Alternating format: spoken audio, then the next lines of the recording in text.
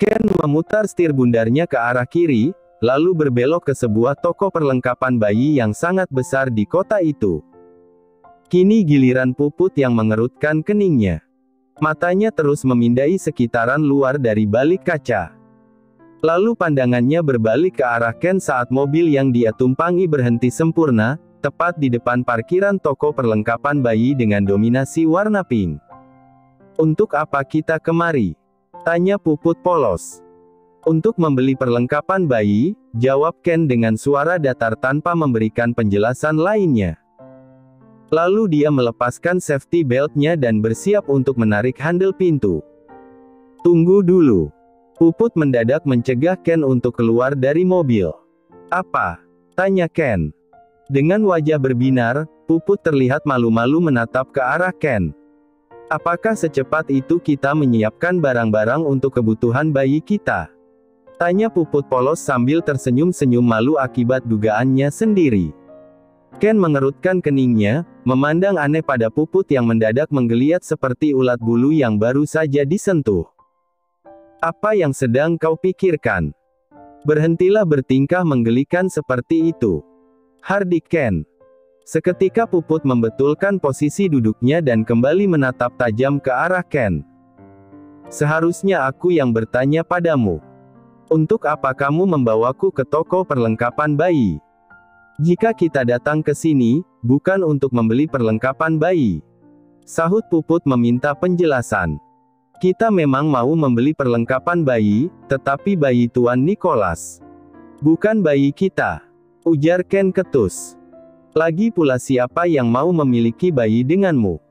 Percaya diri sekali." Ken kembali menarik handle pintu sambil mencibir Puput yang tampak salah tingkah, karena dianggap terlalu percaya diri. Apa? Aku juga tidak sudi memiliki bayi denganmu. Bisa-bisa bayiku adalah es balok, jika bapaknya kamu yang seperti manusia salju." Umpat Puput pada Ken yang tampak tak peduli dan lebih memilih untuk keluar dari mobilnya, seolah tak mendengar apapun yang Puput katakan.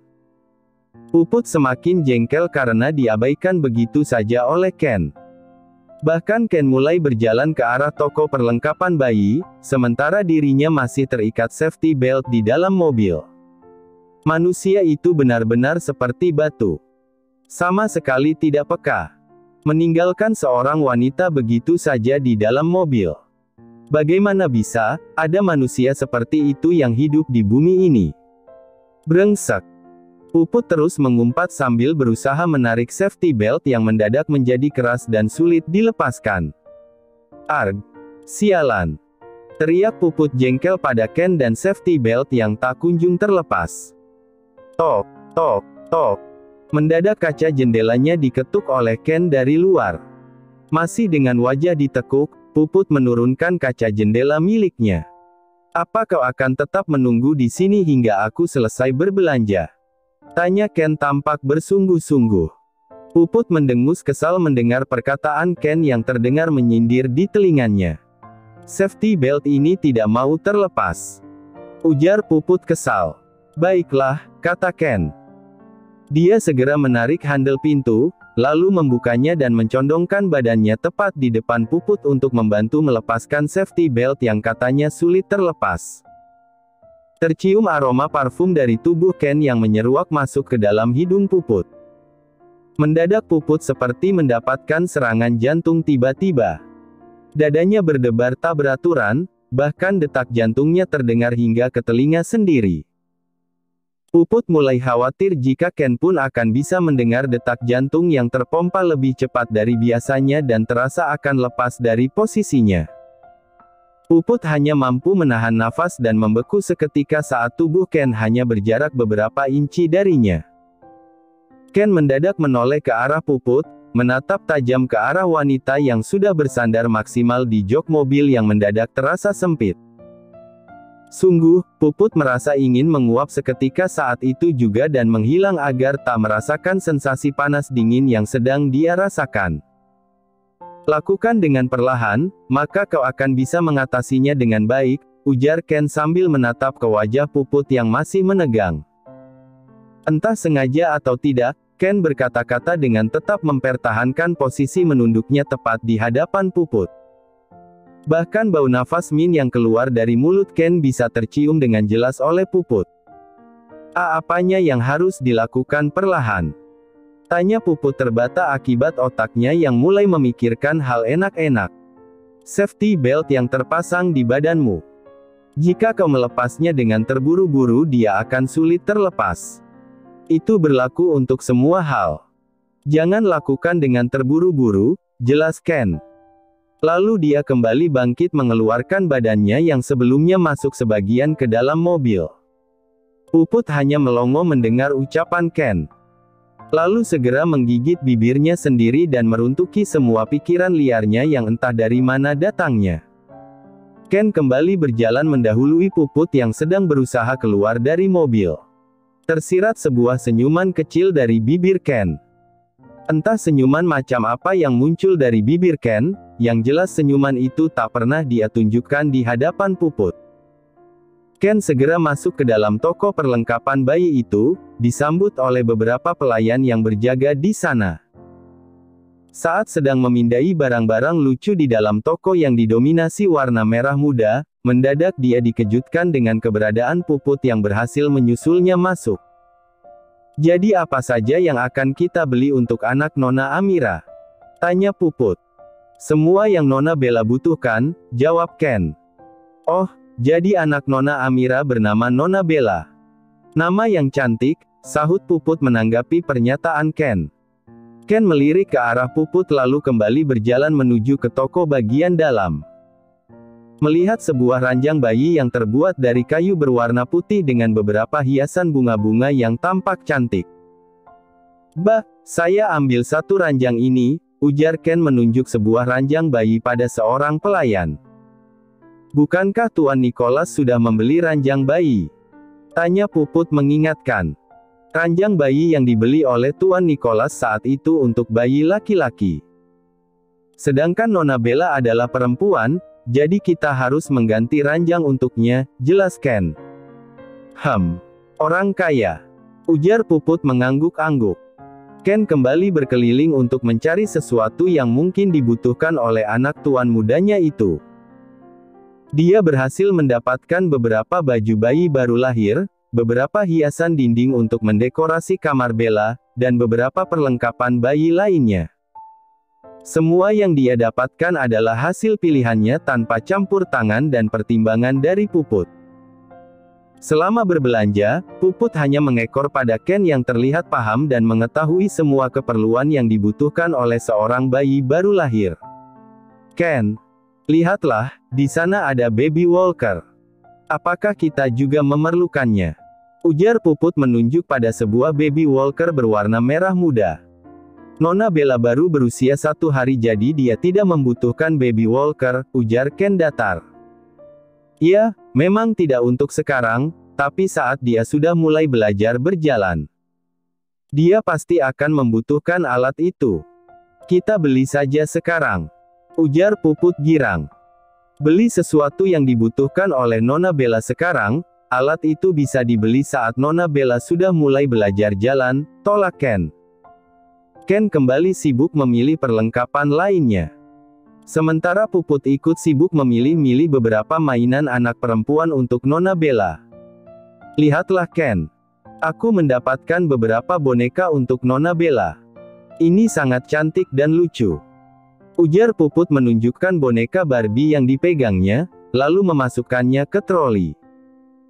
Ken hanya menggelengkan kepalanya, tetapi juga tidak melarang Puput untuk tetap memasukkannya ke dalam troli yang sudah sangat penuh itu. Merasa sudah cukup dengan segala keperluan nona mudanya, Ken segera bergerak menuju ke arah kasir. Hingga langkahnya mendadak berhenti tepat di depan rak yang memajang berjajar boneka teddy bear berwarna merah muda.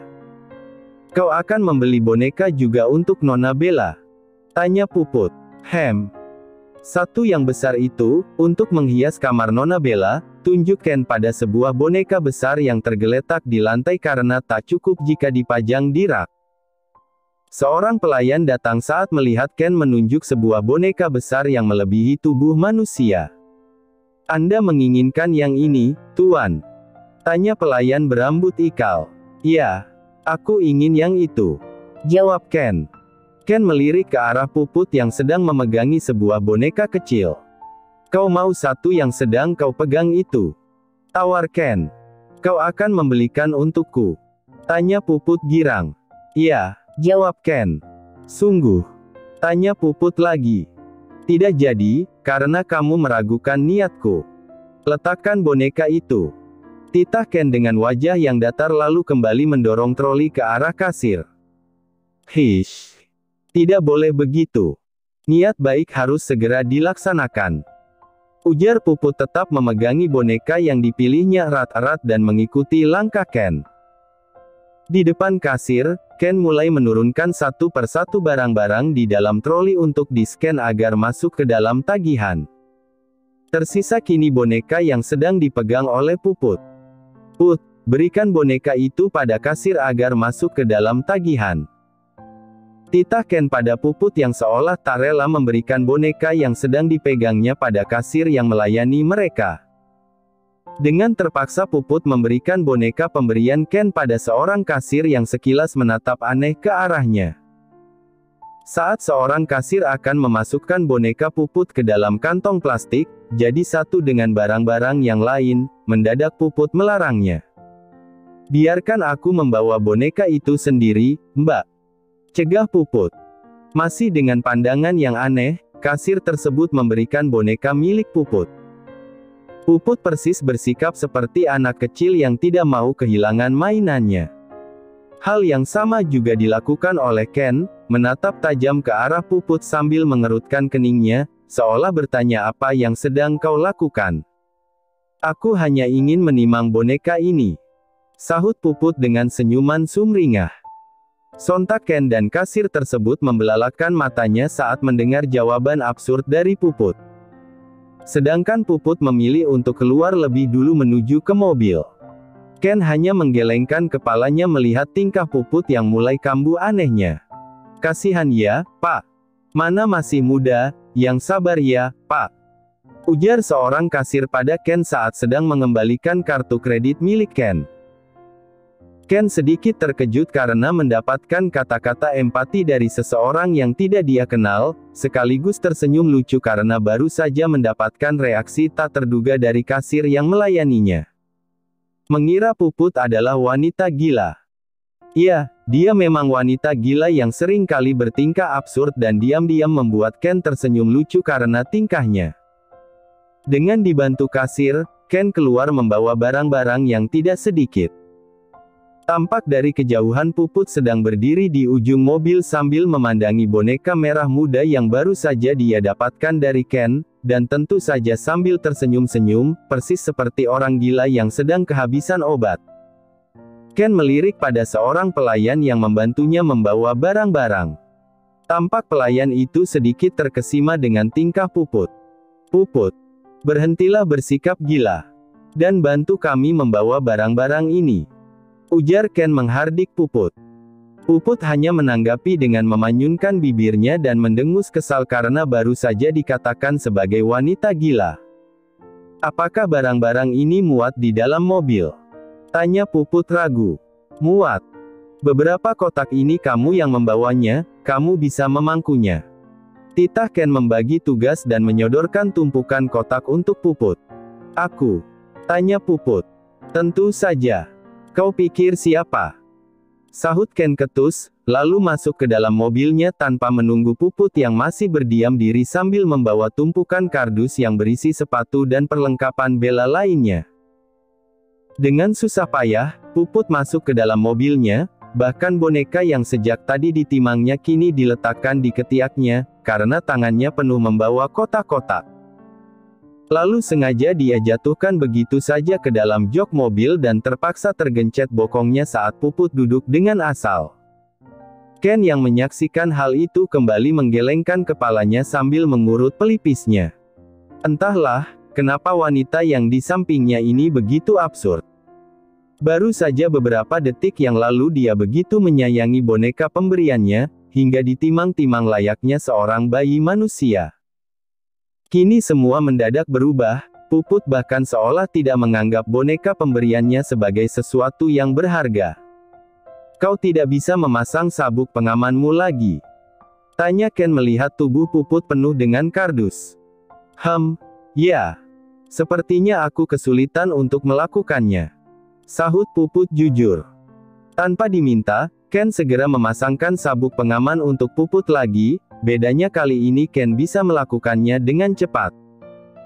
Tentu saja hal ini membuat Puput sedikit kecewa, karena tak lagi bisa menghirup aroma tubuh Ken lebih lama seperti sebelumnya. Kau sudah makan? Tanya Ken tiba-tiba. Makan malam? Tentu saja belum, kau tahu kan, sejak sore aku bersama denganmu hingga matahari benar-benar tenggelam, jawab Puput. Kalau begitu kita makan dulu, karena kau pasti akan membutuhkan banyak tenaga, untuk semalaman berada di dalam kamar, terang Ken sambil menyalakan mesin mobilnya. Di dalam kamar. Bersamamu. Sahut Puput dengan mata membulat sempurna.